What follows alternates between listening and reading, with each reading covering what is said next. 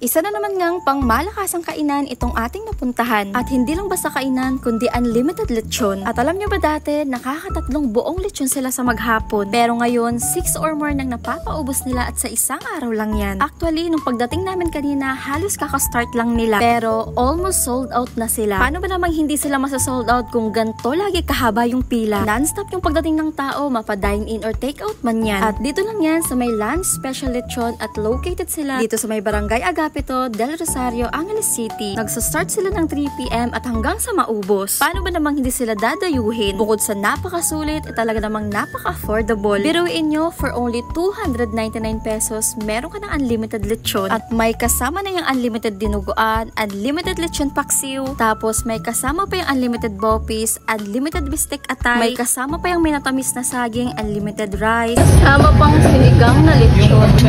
Kasama na tong unlimited iced tea. For only 299 pesos, may unlimited lechon ka na. Laging bagong luto yung lechon nila, kaya nakakasigurado kayo na malutong yung balat at napakalambot nung laman. Malasa na siya, sa totoo lang, kahit hindi mo nalagyan ng sauce. Okay din yung pagkaluto ng dinuguan nila. Sa sobrang sulit ng mga pagkain nila, ewan ko na lang talaga kung makailang kanin ka.